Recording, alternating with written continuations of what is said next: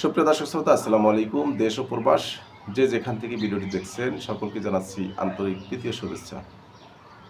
আমরা একটি কথা খুব ছোটবেলা থেকেই শুনে আসছি, প্রচলিত একটি কথা যে বাবার উপরে বাবা আছে।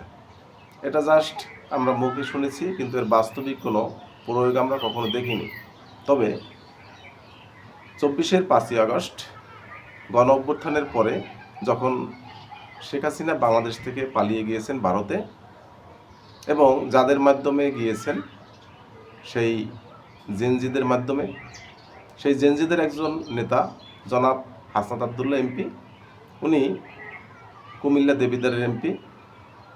আসলে কি বলবো, ওনার কথা যত শুনি ততই ওনার প্রতি শ্রদ্ধা এবং ভালোবাসা বেড়ে যায় এবং ওনার প্রতি মুগ্ধ হই। কারণ যে দলই করুক না কেন, সঠিক কথা যদি কেউ বলে, সে যদি মুখে স্বীকারও না করে, অন্তর থেকে কিন্তু তার প্রতি ভালোবাসা বেড়ে যায়।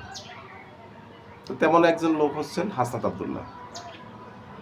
উনি বিগত দিনে যখন অন্তর্বর্তীকালীন সরকার ক্ষমতায় ছিলেন, তখনও অন্যায়, অনিয়ম, দুর্নীতি, মাদক, চাঁদাবাজি বিভিন্ন কিছুর ব্যাপারে উনি কিন্তু কথা বলেছেন। এবং উনি শুধু দেবিদ্বারের এমপি না, উনি সারা বাংলাদেশের এমপি। এবং ওনাকে ফলো করে পার্লামেন্টে যতগুলি মেম্বার আছেন সকলেই কিন্তু চলছেন। কারণ উনি কিন্তু গোমর ফাঁস করে দিয়েছেন একটা এমপির কাজ কি এবং এমপির সুযোগ সুবিধা কি, সকল কিছু গোমর কিন্তু উনি বলে দিয়েছেন ইতিমধ্যে। তা আমি আজকে যে ব্যাপারটি নিয়ে আলোচনা করব সেটা হচ্ছে গতকালকের সংসদ অধিবেশন নিয়ে। সেখানে কিছু বিতর্কিত মন্তব্য আছে। আমরা যার সাথে তুলনা করছিলাম যে বাবার বাবা আছে, তেমন একজন বাবা হচ্ছেন আন্দালিব রহমান পার্থ। এই আন্দালিব রহমান পার্থ কিন্তু খুব অল্প বয়সে এমপি হয়েছেন এবং তিনি একজন ব্যারিস্টার, জ্ঞানী মানুষ, বিচক্ষণ মানুষ। তাকে আমরা তরুণদের আইকন মানতাম এবং তাকে আমরা সকল দলের লোকই ভালোবাসতাম। উনি এই গত নির্বাচনে বিএনপির সাথে জোটবদ্ধ হয়ে নির্বাচনে অংশগ্রহণ করে এমপি হয়েছেন। ওনার যেই নীতি নৈতিকতা, যেই আদর্শ ছিল, উনি কিছুটা হলেও তার থেকে সরে আসছেন। সেটার প্রমাণ আমরা কিন্তু গতকালে যে সংসদ অধিবেশন গেছেন সেখান থেকে আমরা পেয়েছি। উনি বলেছেন যারা 72-এর সংবিধান মানবে না তারা হচ্ছেন রাজাকার, পাকিস্তানের দালাল, এরকম কিছু বলতে চেয়েছেন বা বলেছেন।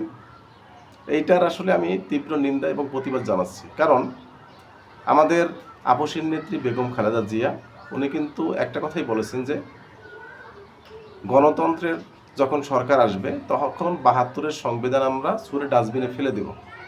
এখন প্রশ্ন হচ্ছে, যিনি কয়েকবার প্রধানমন্ত্রী ছিলেন এবং কয়েকবার বিরোধী দলীয় নেত্রী ছিলেন, তিনি যদি এই কথা বলতে পারেন, তাহলে তোমরা শুক্রে 8 দিনের এমপি বা অল্প কিছুদিনের রাজনীতিবিদ, তোমরা এই কথা কেন মানবা না? এটা হচ্ছে আমার প্রথম প্রশ্ন। তো সেই রকমের প্রশ্নের জবাব হাসনাত আবদুল্লাহ কিন্তু চোখে চোখ রেখে বলেছেন এবং সংসদে প্রধানমন্ত্রী সহকারে, স্পিকার সহকারে যত মানুষ ছিলেন সকলেই কিন্তু হতভম্ব হয়েছেন তার কথার জবাব শুনে। আসলে নেতার মতো নেতা একজন হচ্ছেন হাসনাত আবদুল্লাহ, এবং এরকম নেতা যদি বাংলাদেশে 5 জন থাকতো তাহলে বাংলাদেশের চেহারা কিন্তু পরিবর্তন হয়ে যেত। তাই হাসনাত আবদুল্লাহকে আবারও আমার অন্তঃস্থল থেকে ধন্যবাদ জানাচ্ছি যে হাসনাত আবদুল্লাহ এরকমের চোখে চোখ রেখে অন্যায়ের প্রতিবাদ করবে এবং যে দলই করুক না কেন বাংলাদেশের জন্য যেটা ভালো হয় সেই রকমের কথার জবাব দেবে, এটাই আমরা কিন্তু আশা করছি। দর্শক শ্রোতা, আমি ভিডিওটি লম্বা করব না, আমার কথার মূল ভাবটি আপনাদের সামনে উপস্থাপন করলাম। আমার কথার ভিতরে যদি কোনো ভুল ত্রুটি হয়ে থাকে অবশ্যই ক্ষমার সুন্দর দৃষ্টিতে দেখবেন এবং আমার চ্যানেলে যারা নতুন যুক্ত হয়েছেন চ্যানেলটি সাবস্ক্রাইব করে লাইক, কমেন্ট, শেয়ার করে দেবেন এবং ফেসবুক পেজ থেকে যারা ভিডিওটি দেখছেন পেজটিকে ফলো করে দেবেন। ধন্যবাদ সকলকে। আসসালামু আলাইকুম ওয়া রাহমাতুল্লাহ।